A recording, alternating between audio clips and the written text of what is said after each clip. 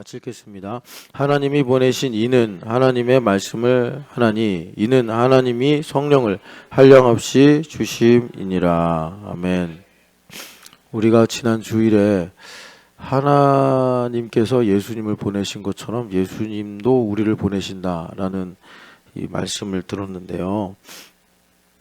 그러니까 복붙입니다. 컨트롤 C. 그래서 하나님께서 예수님을 보내신 것을 복붙을 하셔서 우리를 보내신다. 그러니까 우리가 보냄받은 자로서 이제 믿음을 고백할 때 중요한 문제가 뭐냐면 how to live, 어떻게 살지? 그러니까 우리가 믿음으로 산다 그러면은 이제 그 why, 내가 왜 살지? 이제 이 부분을 가지고 하나님 중심을 얘기하는데, 이제 보내심을 받았다라고 할 때 이것이 나의 삶에 연결되는 것은 여러분들 각자 삶의 현장에서 선택을 하고 결정을 하고 길을 찾고 할 때 이제 how to live, 이것이 보내심을 입은 자하고 이제 연결됩니다. 그러면 이제 내가 어떻게 살지 할 때 그걸 예수님께서 이제 요약해서 한마디로 말씀하신 것이 아버지께서 나를 보내신 것처럼 해가지고 거기에 있습니다. 그래서 예수님께서 하나님께서 보내신 자로 어떻게 살았나, 이걸 보면 이제 거기 우리의 답이 있는데, 여기 34절 보면은 이제 하나님이 보내신 이는 이렇게 나와 있죠. 하나님이 보내신 이는 하나님의 말씀을 한다. 그래서 말씀이 이제 레마입니다. 그러니까 우리가 예수님의 보내심을 입은 자로 살아갈 때 가장 중요한 지점이 뭐냐면 예수님의 이름으로 말을 하는 겁니다. 예수님의 이름으로 말을 한다. 이게 말이라는 게 사실 뭐 특별한 문제가 없으면 누구나 할 수 있는 거잖아요. 아무 말이나 할 수 있는 거고. 그런데 이게 이제 예수님을 믿는 우리가 믿음을 진지하게 생각하면 이 말이 아무 말이나 하면 안 되는구나. 잠언에서도 지혜를 여러 가지로 말하는데 지혜를, 그러니까 때에 맞는 말을 하는 것이다, 이렇게 말씀한단 말이에요. 그러니까 그럼 우리가 하나님의 레마를 가지고 말하려면 어떻게 해야 되느냐. 오늘 사실 설교할 내용에는 들어가 있지 않았는데 이사야서 60장을 한번 보시겠어요? 이사야서 60장을 보면은 여러분들 잘 아시잖아요. 일어나라, 빛을 발하라. 이게 이제 우리 인생의 관건이란 말이에요. 그러니까 60장 1절이 모멘텀이에요. 캄캄한데 말이에요. 빛을 발해야 내 인생에 뭐가 새롭게 되고 변화되고 또 고침받고 승리하고 이런 일들이 일어난단 말이에요. 그러니까 우리가 예수님을 믿는데 어지럽고 또 뭐 좌충우돌하고 이러는 건 뭐냐면 이 빛을 발하지 않아서 그런 거예요. 영광의 문제라는 것입니다. 그래서 우리가 삶에 문제가 있을 때 이 문제를 해결하는 가장 근본적인 답이 바로 예배부터 시작이 된다. 왜? 이건 영광에 직결되는 거니까. 그런데 이게 장절이 나눠져서 그런데 원래 성경 장절이 없다고 그랬어요. 그러니까 50장부터 쭉 이어져 오는 내용이에요. 그러니까 일어나라, 빛을 발하라라고 하나님께서 명령하시는 이유는 21절 때문에 이렇게 말씀하시는 건데, 21절에 뭘 하셨길래 우리한테, 죄 가운데 있는 우리한테 빛을 발하라라고 명령을 하시는가 봤더니 나의 영과 나의 레마를 너의 입에 두었다, 이렇게 이제 말씀하십니다. 그러니까 무슨 말이겠습니까? 우리가 이제 하나님께서 세상을 만드시는 것을 창세기 1장 3절 보면은 빛이 있으라부터 시작이 됐다는 거 우리가 잘 알죠. 그러니까 나의 삶에 하나님께서 새 일을 시작하실 때 당연히 빛을 먼저 비추시고 그리고 역사하시겠죠. 그런데 그 빛을 비추는 게 역시 하나님처럼 우리가 하나님의 능력으로 예수님의 이름으로 말을 하는 거다. 그런데 예수님의 이름으로 말을 하는 거예요. 그러니까 여러분 제일 말을 많이 하는 게 이제 부모죠. 우리 여기 허윤실 자매가 앉아 계신데 여기 앉으면 항상 이제 그 이그젠플이 되는 거니까 오늘 내가 좀 이그젠플이 해야겠더라고요. 여기 예, 허윤실 자매 얼마나 말을 많이 하겠습니까? 성현이한테. 근데 아무 말이나 막 하면 안 된단 말이에요. 예. 그러니까 항상 성령 충만해야 되고, 그런데 여기 보면은 무슨 말을 해야 되냐면 하나님의 레마로 말을 해야 돼요. 엄마고 아빠 엄마기 때문에 하나님의 레마로 말을 하는 거예요. 물론 우리가 좋은 말을 하자, 뭐 그것도 참 좋은 취지인데 우리는 그 한 단계 더 어떻게 좋은 말만 합니까? 그죠? 밥 안 먹으면 혼난다 이런 말도 해야 되고 너 왜 공부 안 했어?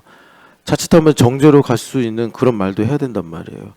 그런데 그런 모든 말이 이제 적법하게 가야 되는데 그 적법하게 가는 것이 뭐냐면 하나님의 레마가 내 입에 있게 하는 겁니다.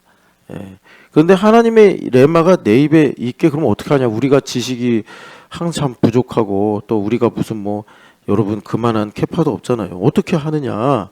그게요. 여기 이제 15절 중간부터 보면은 여러분 되게 중요한 것이 여러분 우리가 하나님을 경배하고 하나님을 섬겨야 되잖아요. 당연히 그래야 돼요. 왜 그래야 되죠? 그래야 하나님께서 우리에게 복을 주시니까. 하나님을 경배하고 섬기지 않는데 우리가 딴 데 관심이 있는데 하나님께서 어떻게 우리에게 복을 주십니까? 하나님은 자기 거에 복을 주시는 분이니까. 그런데 여러분 조금 이제 우리가 아들로서 자녀로서 조금 이제 지혜롭게 행동하면 좋잖아요. 예. 그러니까 전능하신 하나님께서 정말 나에게 복을 주시기 위해 그러니까 뭐라 그럴까 막 그 뭐라 그럴까요? 그 따지지 않고 하나님께서 두서없이 복을 주시게 만드는 방법이 있어요. 그게 뭐냐면 그러니까 그거를 여러분들이 제외하면 참 그 하나님께 복 받으려고 고단하게 살 수밖에 없어요. 이게 뭐냐면 하나님은 긍휼의 하나님이라는 거예요. 그러니까 하나님께서 긍휼 우리말로 긍휼이 한번 꽂히시면 하나님은 정말 그 뭐라 그럴까 이런 표현 죄송한데 우리를 복 주시려고 몸이 달아오르시는 그런 하나님이세요. 하나님은 정말 복을 주길 원하시는데 하나님께서 나에게 여러분 이거 오해하지 말고 들으세요. 우리가 하나님을 조종하거나 하나님을 이렇게 하게 저렇게 하게 할 수는 없습니다. 하나님 그런데 인격적이신 분이니까 우리가 인격적으로 반응하면 하나님도 그렇게 우리를 대해 주신다는 거예요. 사무엘상 2장에 보면은 나를 존중하는 자를 내가 존중하겠고 나를 경멸하는 자를 내가 멸시하리라 그랬단 말이에요. 그러니까 하나님께서 이렇게 우리에게 인격적으로 만나주시고 말씀하시는데 하나님은 뭐 이렇게 말할 수도 있어요. 하나님의 정말 약점 긍휼입니다. 긍휼. 그래서 오죽하면 탕자의 비유가 나왔겠어요. 탕자의 비유. 그러니까 신집사님이 기도를 하는데 응답받고 싶어요. 그러면 주님 이래야 되지 않겠습니까? 이런 정말 어떤 공의로운 성격의 기도보다 쌍욕해 주십시오. 목사, 하나님 아버지, 저는 비전 트립에 가서 팀장을 들이받을 수밖에 없는 못난 염소 같은 불쌍한 죄인인 거 아시지 않습니까? 그러면 인센티브를 더 주신다. 어쩌다 그 노예 계약을 맺었어요. 근데 내가 그 5년 안에 허윤실 자매 가장 밝은 얼굴을 봤어요.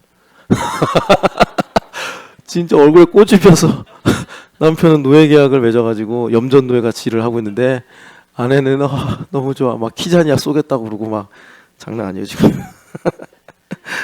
참 예수님 죽으셔서 우리가 기뻐하는 그런 이치죠. 그래서 여기 보면은 우리 주님께서 긍휼이 막 불타시는 거예요. 사람이 없음을 보시며 중재자가 없음을 이상히 여기셨으므로 16절 긍휼이 불타오르셔서 17절 보면은 하나님께서 열심으로 우리에게 임하시는 것입니다. 그 아버지가 상거가 먼데 아들이 오는 그림자 그 뭐 가뭇가뭇한 그런 모양이겠죠. 그걸 보기만 해도 막 달려갔잖아요. 그죠? 지주란 말이에요. 그러니까 뭐 영주라고도 할 수 있고. 근데 그런 지체 높은 양반이 달려갔단 말이에요. 하나님 열심을 가지고 이제 우리에게 임하신다. 하나님의 열심이 나에게 임하신다. 그럴 때 이제 우리가 하나님의 레마로 말을 하게 되는데 하나님의 레마가 나에게 임하게 되는데 그것이 말하자면 60장 1절 빛을 발하라 이것입니다. 여러분 이렇게 하나님의 열심을 사모하시기를 축복합니다. 그래서 여기 보면은 하나님께서 보내신 사람 다시 이제 요한복음 3장 34절 보면은 예수님께서 자기 정체성을 아버지께서 나를 보내셨다. 요한복음에 수없이 나와요. 하나님이 나를 보내셨는데 이 하나님께서 보내신 예수님은 여러분 다른 구절도 많이 나오지만 자기가 하고 싶은 말을 하는 게 아니라 하나님의 열심히 임해서 하나님께 사로잡혀서 하나님의 레마를 하게 되는데 그게 왜 그렇게 되느냐 봤더니 하나님께서 성령을 한량없이 부어주심이라 이겁니다. 그러니까 이제 여러분들이 조금 더 신앙의 고수가 되면 하나님 불쌍히 여겨 주시옵소서보다 더 큰 긍휼이 있어요. 그게 뭐냐면 이제 여러분들 이렇게 이제 예배 중에 앉잖아요. 예배 중에 앉는데 이 예배 앉는 것도 고정 좌석에 앉지 마시고 하나님의 섭리에 나를 맡겨서 그때 여러분들이 자유롭게 앉으시면 하나님의 은혜를 풍성하게 누릴 수 있는데 그러니까 뭐냐면 오늘 전보미 집사님이 원래는 진춘 목사님 항상 뒤에 앉아요. 뒤에 앉아서 예배하는데 뭔 마음이 들었는지 남편이 이제 요세프 수련회 간다니까 마음이 간절해졌는지 이렇게 앞에 왔어요. 상당히 앞에 온 거 혼자서. 맨날 여기 앉는 건 제가 시켜서 앉는 거니까 그래서 여기 앉는 건 상급이 없는데 오늘 같은 일은 이제 상급이 있는 거예요. 이렇게 자원에서 나왔으니까. 그런데 그러다 보니까 평소에 이렇게 겹치지 않는 전지현 집사님이랑 앉게 된 거예요. 아 이거 운명이네. 이거 하나님께서 전지현으로 내 옆에 오셨네. 이렇게 되는 거예요. 그러면 긍휼이라는 내용으로 보면 오늘 전지현을 긍휼히 여기는 거예요. 하나님 쟤 어떡합니까? 긍휼히 여기는 하나님 전지현 생각하면 참 주님 눈물밖에 안 납니다. 그러면 하나님께서 전보미를 긍휼히 여기신다고. 네가 내 마음을 아는구나. 이게 그래서 이제 하나님께서 전보미에게 복을 주시기 위해서 열심으로 임하시게 되더라라는 것입니다. 자, 그래서 성령 하나님을 한량없이 부어 주셔서 예수님께서 이 땅에 우리랑 똑같은 모양으로 오셔가지고 하나님의 레마로만 말씀하시니까 여러분 그 레마를 들은 예수님의 말씀을 들은 유대인들이 한결같이 뭐라 그러냐면 이와 같은 권위 있는 말을 듣지 못했다 이랬단 말이에요. 그러니까 여러분 우리는 어떻게 살아야겠습니까? 성령 하나님으로 충만하게. 그러니까 예수님께서 승천하신 이유가 뭐예요? 그냥 좋은 데 가고 싶어서 하늘이 좋으니까 가신 게 아니라 거기 가서 열일 하시려고 하신 거예요. 열일. 여기서도 열일 하시면서 사셔서 심지어 안식일에도 여러 가지 오해와 핍박과 박해를 받으시면서도 멈추지 않고 일을 하셨잖아요. 예수님께서. 그 예수님이 뭐 하늘 가신다고 다리 뻗고 여유 있게 보내시겠습니까? 우리를 사랑하시는 하나님이신데 그러니까 열심히 일하신단 말이에요. 지금도. 그럼 뭘 하시냐 이거예요. 뭘 하시냐. 아니 하늘에는 병자도 없고 하늘에는 뭐 설교를 들을 뭐 그런 죄인들도 없는데 예수님 뭐 하시냐? 뭐 하시죠? 아버지께로부터 받은 성령 하나님을 우리에게 부어주신단 말이에요. 그래서 우리 어떻게 해야 돼요?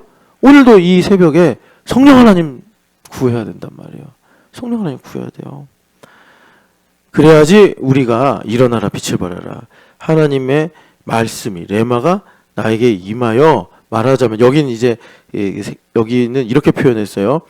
아버지께서 35절 보면 아들을 사랑하사 만물을 다 그의 손에 주셨다. 무슨 말이죠? 만물 가운데서 하나님의 뜻을 행했다. 그러니까 무슨 말이에요? 만물 가운데서 아버지께서 이제 보내셨으니까 보내신 이의 뜻을 행하는데 그게 뭡니까? 입으로부터 시작이 돼서 성령 하나님으로 충만하여 살아가는 거더라라는 것이에요. 여러분 혹시 또 이제 시간이 지나면 언제 또 이 얘기를 하나 싶어서 이제 기왕 우리가 한번 들은 거 다시 한번 더 정리하면 좋겠다 생각이 드는데 무슨 말이냐면 우리 그 크루시파이에 대해서 들었잖아요. 어제도 밤에 박효진 자매가 이렇게 자기 간증의 내용을 나눴는데 그 헬라어 성경에는요 크루시파이드가 2장 19절에 있어요. 그러니까 이게 좀 안타까워요. 이게 장절을 인위적으로 나누면서 성경의 흐름이 끊기는 건 좀 아쉬운데 그래서 거기에는 완료형 아이고 잘못 썼네. 제가 일부러 여러분 아침인데 뭐 이 정도는 어려운 것도 아니에요. 자, crucified 해가지고 이게 수동태로 그러니까 박혀버린 거예요. 그러니까 믿어져 버린 겁니다. 하나님께서 믿음을 줘버려서 믿어진 건데 그게 뭐냐면 이제 십자가에 못 박혀 진 존재구나. 난 십자가에 못 박혀 진 존재구나. 그러니까 이제 예수님 사신다 이거죠. 난 십자가에 못 박혀 진 존재라는 건 난 이제 예수님과 함께 죽었구나. 이건 다른 말로 예수님 나를 대신하여 죽으신 은혜가 항상 바울사도 안에 기본값으로 있더라라는 것입니다.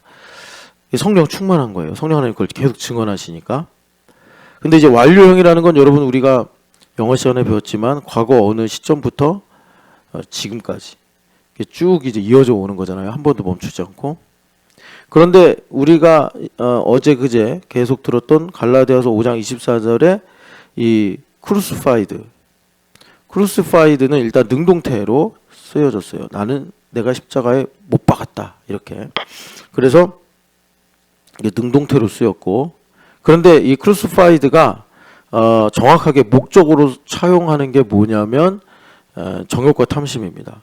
그러니까 육체가 못 박힌 거는 수동형으로 된 거고, 그걸 내가 믿는 한에 있어서 자원하여 정욕과 탐심을 십자가에 못 박는다. 이 정욕과 탐심은 이제 우리가 보통 이제 죄의 근본이 뭐냐 할 때 자기중심성이다. 이런 것들이 우리의 일상에서 정량화돼서 나타난다. 이런 거예요. 그래서 정욕과 탐심을 십자가에 못 박는데, 요게 여러분 시제가 우리 영어나 한글에는 없는 부정과거라는 시제예요. 근데 이게 조금 어려운데 이거는 헬라어에만 있는 시제인데 뭘 의미하는 거냐면 영원한 사건을 가리킬 때 써요. 영원한 사건. 그러니까 우리 동양 사상, 특별히 이제 한글, 우리나라 민족은 영원히 개념이 없어요. 우리는 윤회예요, 윤회. 기본적으로 민족적인 개념이. 그래서 성경으로 세례를 받아야 그런 사상이 바뀌면서 윤회가 아니라 영원으로 내가 이제 하나님의 역사를 볼 수 있는 안목이 생기는데, 헬라어에는 그 뭐 철학이 발전하면서 그렇게 됐는지 모르겠는데, 이 부정과거라는 시제를 가지고 영원한 사건, 이 시간에 속하지 않는 영원한 진리를 특정할 때 이 부정과거를 사용한단 말이에요. 성경에 많은 예가 있는데, 그러니까 바울서가 믿어져 버렸잖아요. 믿어져 버리니까 자기가 그리스도와 함께 연합하여 죽은 사건은 내가 과거에 뭐 했든 미래에 어떻게 되든 간에 변하지 않는 영원한 진리가 돼버린 거예요. 가난하나 부하나, 내가 추하나 정하나, 약하나 강하나, 내가 예수 그리스도와 함께 십자가 못 박혔구나. 이거는 영원한 진리가 된 거예요. 이 진리를 믿는 한 어떻게 매일 우리가 살아갑니까? 성령으로 행하기 위하여 우리가 매일 어떤 일을 한다는 거예요? 정욕과 탐심을 십자가에 못 박는다. 이건 능동형이에요. 능동형. 그래서 이걸 여러분들이 꼭 이제 갈라디아서에서 이 십자가에 못 박혔다. 이게 참 중요하잖아요. 그래서 갈라디아서 결론도 내가 그리스도의 십자가 외에는 결코 자랑할 것이 없다. 이러셨잖아요. 이 크루시파이드가 갈라디아서에서 되게 중요하고, 이 갈라디아서에서 크루시파이드가 무엇의 키워드가 되냐면 영으로 사는 키워드. 영으로 사는 게 뭐냐? 영생을 가지고 사는 건데, 영으로 사는 건 뭐냐면 듣고 믿음이다. 그러니까 지금 여러분들이 듣고 믿는 일이 생긴다면, 내 기본값, 나의 기본값은 크루시파이드구나. 그 예수 그리스도와 함께 십자가에 못 박힌 그 십자가구나.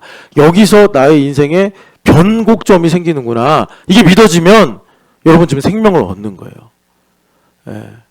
여러분 그런 순간이 되시기를 축복합니다. 자, 그래서 예수님께서 하나님의 일을 하셨는데 그 하나님의 일을 하신 것을 보니까 성령 하나님을 한량없이 부어주신다. 그러니까 제가 이제 이 얘기를 왜 했냐면, 예수님께서 승천하셔서 우리 눈에 보이지 않지만 누구보다도 어떤 사람보다도 쉬지 않고 지금도 일을 하신단 말이에요. 예수님께서. 그럼 예수님께서 하시는 일은 복잡하지 않아요. 딱 하나예요. 성령 하나님을 우리에게 부어주시는 일을 하신다. 그러니까 우리가 어떻게 해야 됩니까?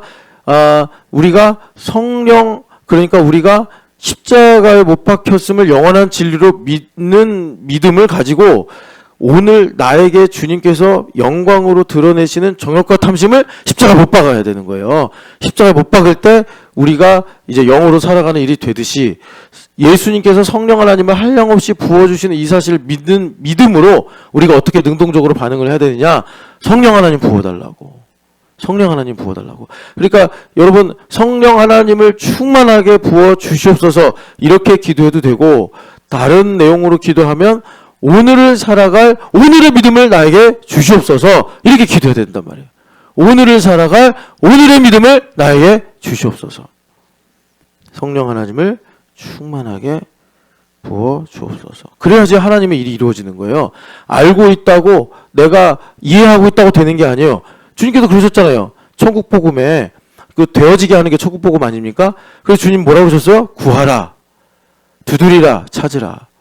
선물을 주시지 않겠느냐. 여러분 그렇게 오늘도 하나님 앞에 구하고 두드리시는 이 성령 하나님의 시간 되시기를 축복합니다.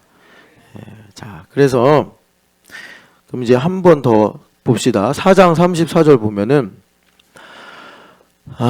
예수께서 같이 읽어보겠습니다. 예수께서 이르시되 나의 양식은 나를 보내신 이의 뜻을 행하며 그의 일을 온전히 이루는 이것이니라. 아멘. 예. 여러분 예수님께서 내가 너희의 양식이 된다. 요한복음 6장이죠. 오병이어 말씀 이제 이루시고서 우리에게 살과 피 설교를 하시면서 이제 좀 있으면 이제 우리의 성찬식인데, 우리가 예수님의 살과 피를 마시는 음료이자 양식으로 삼는다라는 것이 말씀을 듣고 말씀을 읽고 말씀을 깨닫는 것이다라고만 생각하면 안 돼요.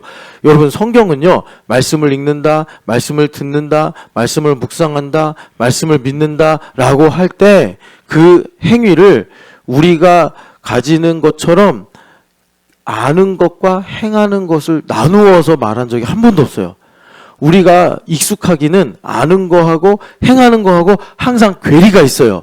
우린 죄인이고 연약하기 때문에 항상, 그래서 말씀을 먹는다라는 것을 배우는 것으로, 말씀을 읽고 이해하는 것으로만 생각하면서 나 말씀 먹고 있어 이런단 말이에요. 근데 예수님께서 말씀을 먹지 않으면 영생이 없다고 했잖아요. 그죠? 그러니까 여기 보면은 예수님께서 내 양식은 뭐라고 그러느냐면 나를 보내신 이의 뜻을 행하고 그 일을 온전히 이루는 것이다. 그러니까 우리가, 여러분 이 땅에서도 잘 살아야 되잖아요. 잘 살아보려고 여기 다 오셔서 기도하시는 건데, 그러려면 여러분 우리가 몸이 건강해야 되듯이 영혼이 윤택하고 강건해야 되잖아요. 시편 1편의 복이 뭐래요? 여러분 영혼이 윤택한 게 복이라고 하지 않습니까? 그럼 영혼이 윤택하려면 어떻게 해야 돼? 영적인 양식, 영적인 음료를 잘 먹고 잘 마셔야 되잖아요. 영적인 음료와 영적인 양식을 잘 먹고 마시는 게 뭐냐면 뜻을 행하는 것이다. 뜻을 행하는 것이다. 알고 이해하는 것이 아니라 속으면 안 돼요. 원수마귀는요, 우리랑 이렇게 싸우다가 지가 힘이 딸리면 이렇게 전술을 펴니다. 그래, 성경 읽어. 그렇게 성경 읽는 걸 방해하고 그렇게 설교 듣는 걸 방해해. 그러다가 도저히 이제 하나님의 은혜를 자기가 막을 수 없으면, 그래, 들어. 그래, 읽어. 얼마나 좋냐. 말씀이. 행하지만 말어. 행할 생각은 꿈에도 꾸지 마. 뭐 이렇게 이제 전술을 펴는 거예요. 그런데 여러분 중요한 건 뭐냐면 아는 것이 아니라 행하는 것이 양식이다. 행해야 된다. 예. 근데 그 행하게 하시는 분이 내가 아니라 성령 하나님이시죠. 그래서 우리가 보냄받은 자이기 때문에 우리 인생 어떻게 살아야 되느냐? 보내신 이의 뜻을 행해야 된다. 이렇게 주님 말씀하시는 거예요. 뭐 여러분 요한복음을 읽어보면은 6장에서도 14장에서도 예수님께서 나는 내 뜻대로 행하는 것이 아니라 나를 보내신 아버지의 뜻대로 행한다라는 것을 엄청나게 많이 말씀하고 계십니다. 자, 그래서 이걸 한 번 더 이제 정리하고 가면, 우리는 보냄을 받은 자예요. 그죠? 우리는 보냄을 받은 자. 그래서 보냄을 받은 자는 보내신 이의 뜻을 행해야 돼요. 뜻을 행해야 돼요. 이게 이제 나의 삶으로 들어오면 나 어떻게 하지? 뭘 선택하지? 이 how to do의 문제란 말이에요. how to do의 문제인데, 자, 이 how to do의 문제를, 이거는 제가 길게 얘기 안 할게요.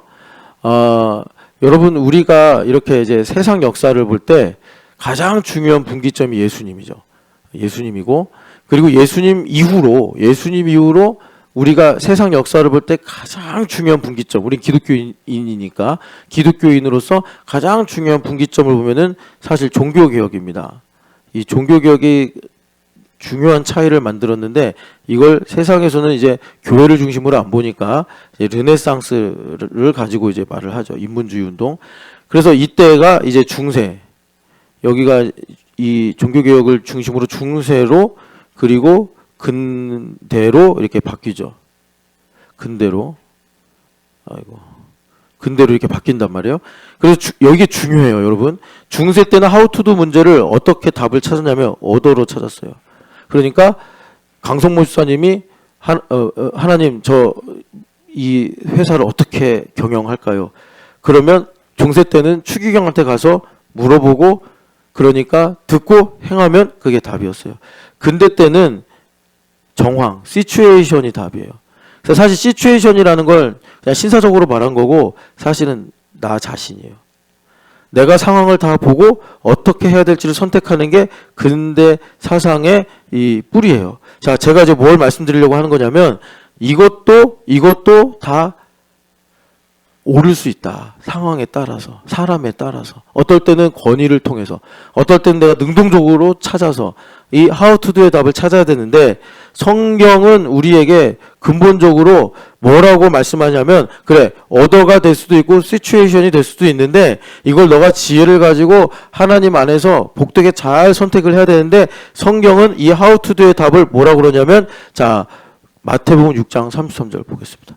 마태복음 6장 33절 말씀. 마태복음 6장 33절 같이 읽어보겠습니다. 그런즉 너희는 먼저 그의 나라와 그의 의를 구하라. 그리하면 이 모든 것을 너희에게 더하시리라. 아멘. 그러니까 우리의 답을 뭐라고 그러시냐면 하나님의 나라와 의다 이렇게 말씀하는 거예요. 하나님의 나라와 의다. 우리 이걸 갖고서 어떻게 선택해야 될 것이냐 이걸 찾는 거예요. 그러면 하나님의 나라와 의를 우리가 어떻게 합니까? 교회에 돼서. 왜? 교회의 머리는 예수님이시니까. 예. 그래서 하나님의 나라와 의를 가지고 how to do의 답을 찾는 건데 하나님의 나라와 의가 다른 말로 뭐예요? 공의라고 하는 거예요. 공의. 성경에 수없이 나오잖아요. 공의. 공평한 의.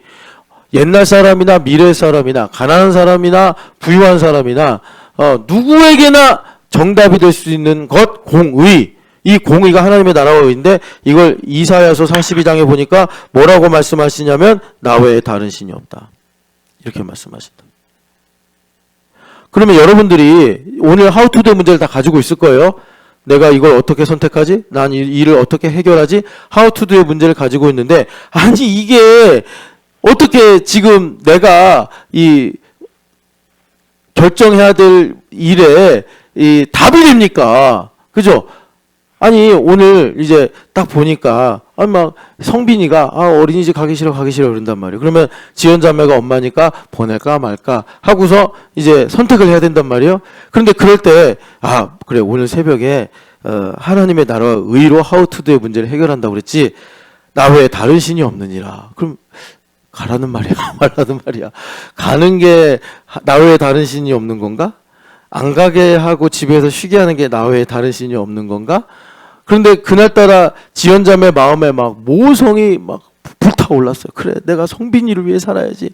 내가 성빈이를 지키라고 하나님께서 보내신 엄마지 해서 성빈이를 배려해서 어린이집을 안 보냈어요. 근데 그날따라 갑자기 또 뭐 예상치 못한 문제가 생기고 뭐 몸도 피곤하고 성빈이도 집에 있으면서 말 더럽게 안 듣고 그래서 화만 진창 부리고 그래가지고 얼굴이 막 어두워지고 굳어지고 그렇게 되면은 나 외에 다른 신이 많은 거지. 하나님의 다른 신지 막.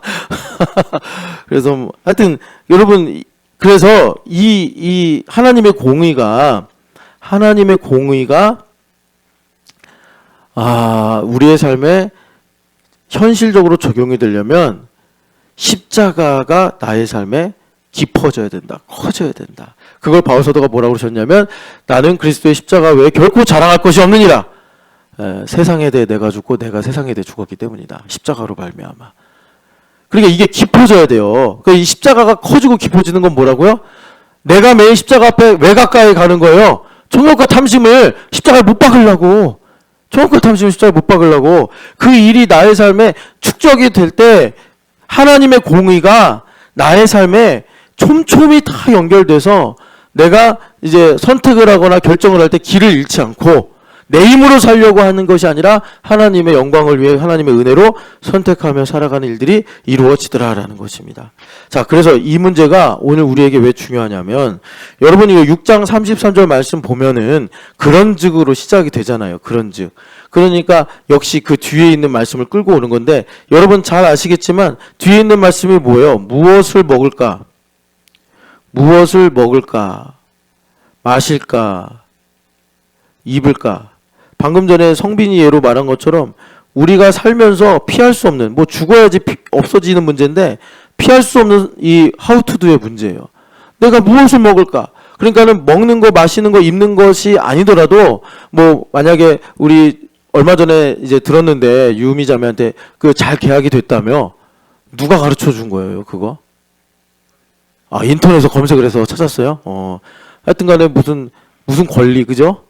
예, 그걸로 해가지고 그 하여튼 주인하고 다시 재계약을 해서 이사를 안 해도 되는 일이 생겼고, 그리고 또 하여튼 간에 얼마 전에 또 뭐 이직도 하고 싶다고 그랬잖아, 상문 형제. 내가 알아버렸어? 아, 미안해요. 내가 헷갈리게 말했네. 아닌데 분명히 먼저 말했던 것 같은데 뭐 초등학생 학원들 뭐 이런 거 알아보면서. 아, 그래요. 여하튼 간에 그런 것도 다 포함하는 거라고. 여기에 이사 갈 거, 뭐, 보니까 윤실자매는 성원이 가방을 캐릭터 있는 가방으로 살 것이냐, 없는 걸로 살 것이냐, 그거 고민하던데.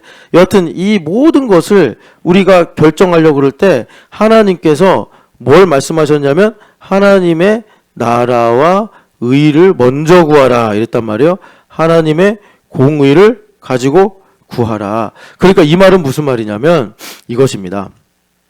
성원이 가방을 캐릭터 있는 가방으로 살 것이냐 아니면 그냥 아무런 무늬가 없는 가방으로 살 것이냐 라고 할 때 이 하나님께서 삶의 조건을 주신 것은 윤실자매에게 하나님의 나라와 의가 뭔지, 하나님의 공의가 뭔지를 가르쳐 주시기 위한 최적의 조건으로 주님께서 주신 것이다.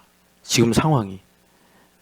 그러니까는 뭐 지금 이 가방 고르는 문제는 별거 아니잖아요. 아무거나 사도 되고 뭐 요즘 애들 가방도 안 들고 다니던데 그냥 에코백 줘도 되고 상관없단 말이에요. 그런데 그 우리가 이제 살면서 매일매일 좀 나를 고민하게 하고 나를 때로는 힘들게도 하는 그런 문제들을 만나지 않습니까? 그게 먹을까 마실까 입을까인데 우리는 항상 그걸 갖고서 두려워하고 걱정하면서 어떻게 하지 하는데 예수님은 6장 33절에 먼저 그의 나라와 그의 의를 구하라. 그러면 다 해결될 거다라고 하셨는데 이 말씀의 뜻은 뭐냐면 지금 내가 입을 게 부족하단 말이에요. 중요한 문제죠. 먹을 게 부족해요. 이게 중요한 문제예요. 그럼 걱정하고 염려가 오지 않겠습니까? 정죄도 받고. 그런데 그런 일들을 하나님께서 전능하신데 까마귀도 먹이시고 들꽃 또 입히시는 그 하나님께서 왜 이런 일을 나에게 주셨을까? 하나님의 나라와 의, 공의가 뭔지를 가르쳐 주시려고.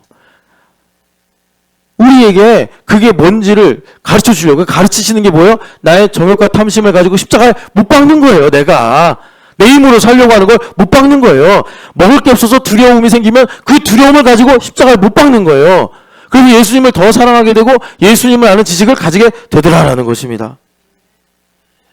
그래서 내가 이 무엇을 먹을까? 오늘 내가 무엇을 입을까? 이걸 가지고 하나님께서 지금, 지금, 이 지금이라는 게 중요해요. 이 지금을 주시려고 알파 오메가다라고 하나님께서 그렇게 우리에게 많이 자기를 계시하시는 거예요. 하나님께서 알파 오메가니까 그 수직선으로 보면은 알파 오메가 그 외에는 없는 거잖아요. 그럼 그 중간 어디에 내가 살고 있는 거예요. 그러니까 하나님은 항상 지금의 하나님인 거예요. 나에게 지금 말씀하시고 지금 나에게 아브라함에게 역사하시듯이 나에게 역사하시고 그러는 거예요. 지금 내가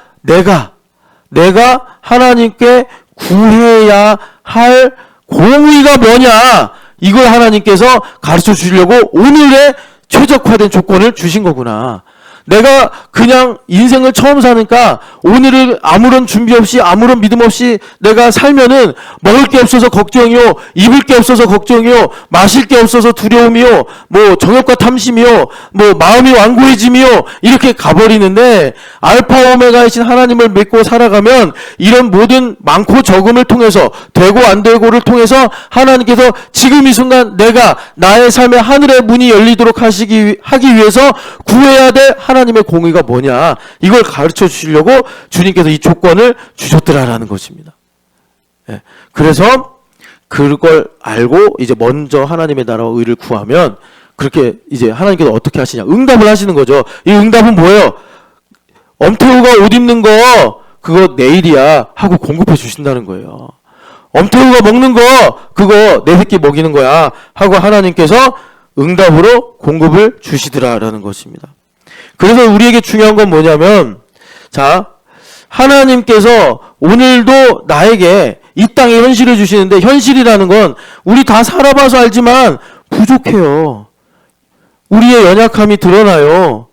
문제가 있단 말이에요. 문제가 없는 인생 없어요. 문제 없는 게 문제예요. 진짜 문제고, 문제가 있다고 해결해야 돼.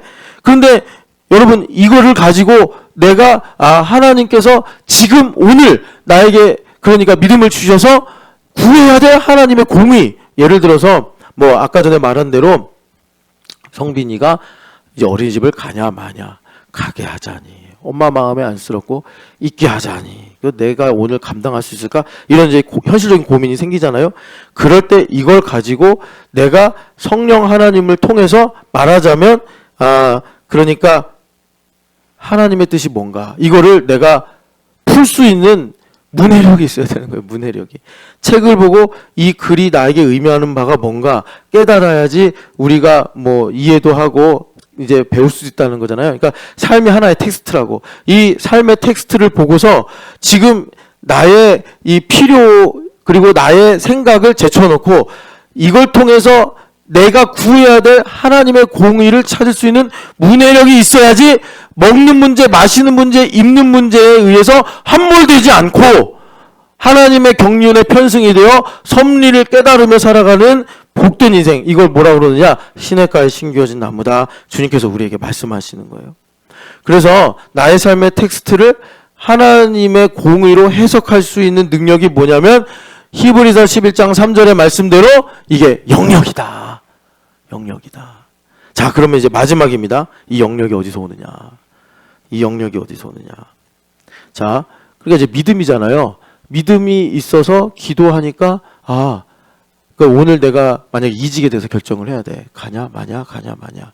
그럴 때 하나님의 공의, 말하자면 하나님 나의 목자이시니 나를 인도하시는구나. 그럼 담대하게 가서 면접 보고 이직을 할 기회가 생기면 가면 되는 건데, 성령 하나님께서 조명하시니까 내 마음에 두려움이 극대화돼 가지고 야, 여기를 가도 어려워, 저기를 가도 어려워, 이럴 때는 이제 내가 이 정욕과 탐심 십자가를 못 박아야 되는구나, 뭐 이런 식으로 생각하면서 우리가 길을 찾아간단 말이에요.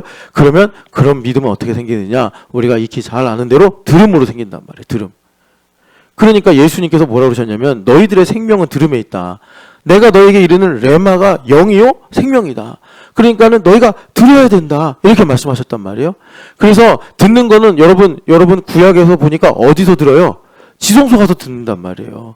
그래가지고 출애굽기 25장에 보면은 하나님께서 속죄소를 만드시고 그 위에 그룹 사이에서 내가 너희를 만날 때 너희에게 명령할 것을 다 얘기해 주겠다. 거기에 들음이 있는 거예요.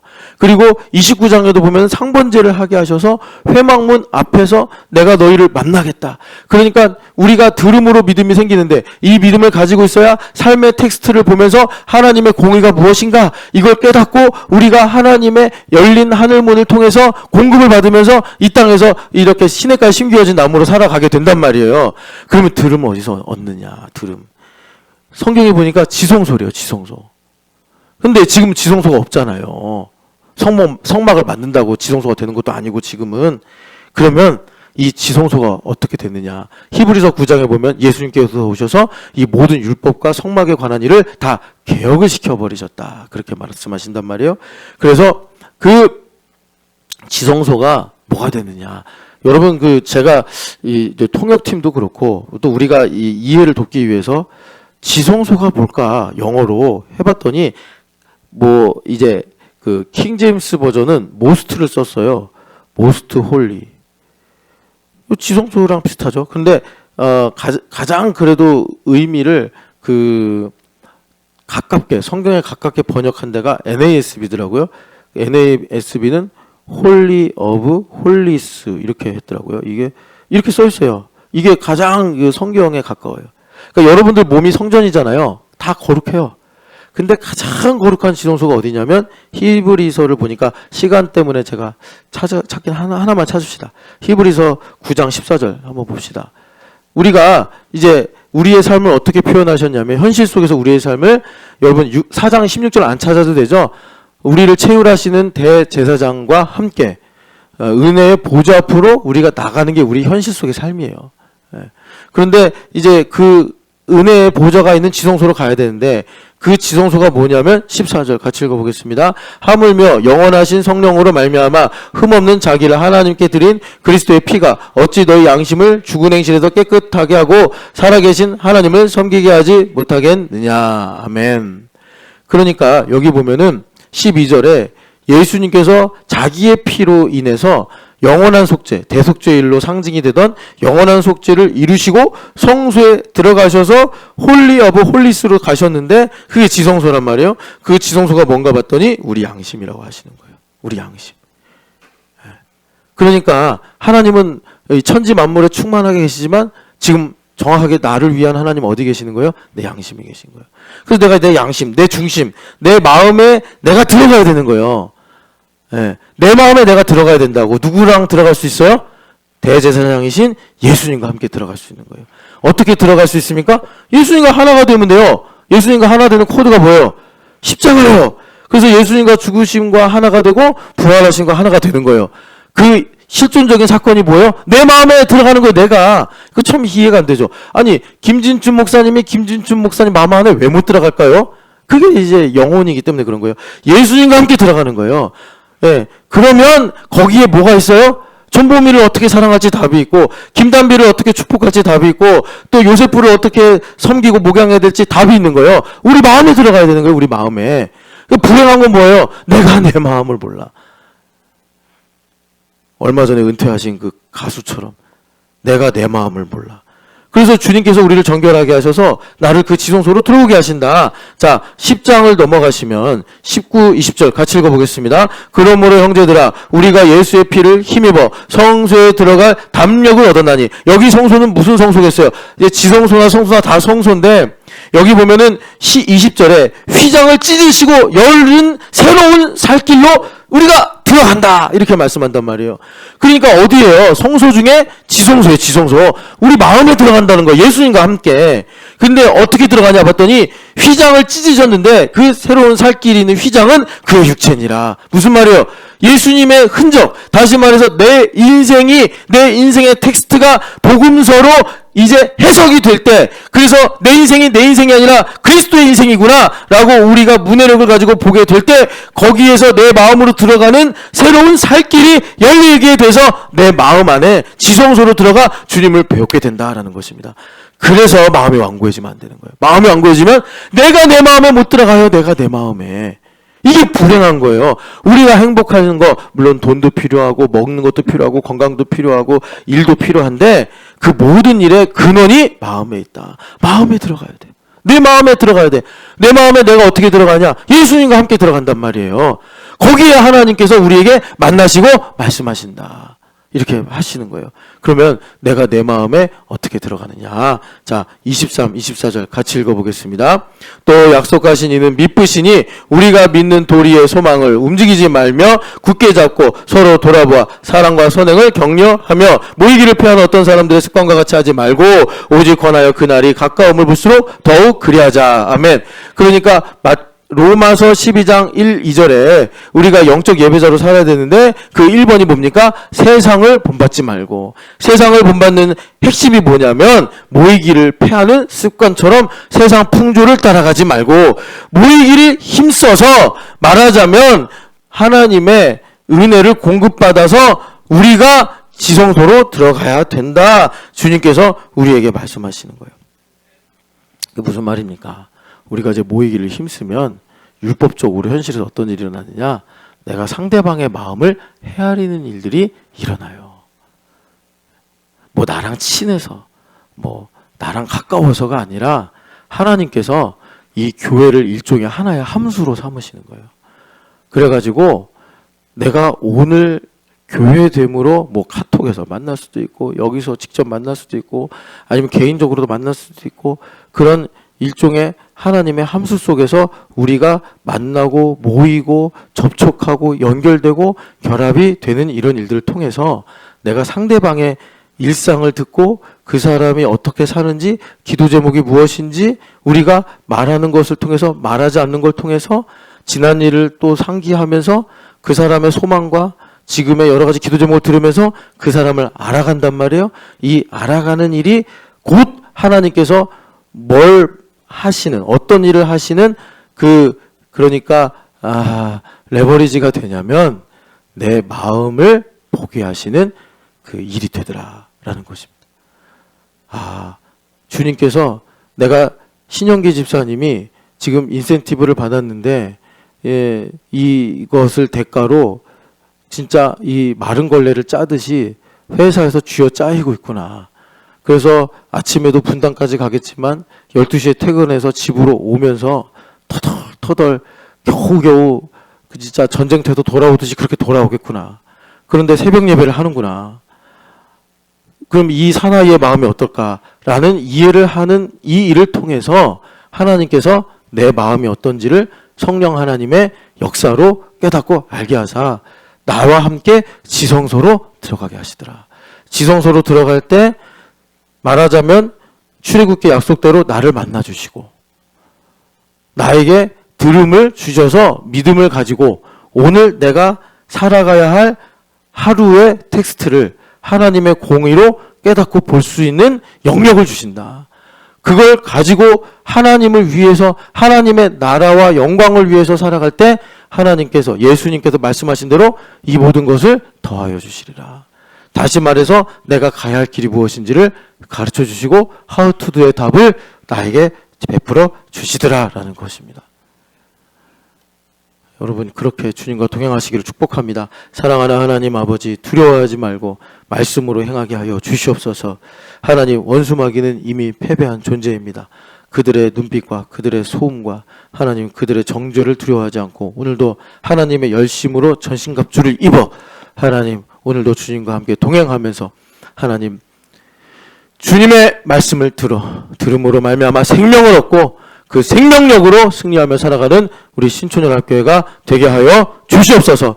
하나님 아버지 내 뜻이 아니라 하나님 아버지의 뜻을 행하는 영생을 갖는 저희들 되게 하여 주시옵소서. 하나님 아버지 힘과 능력을 더하여 주셔서 두려움을 제거하여 주시고 하나님 담대함으로 행할 수 있도록 은혜 더하여 주시옵소서. 부활하신 예수님의 이름으로 기도합니다. 아멘.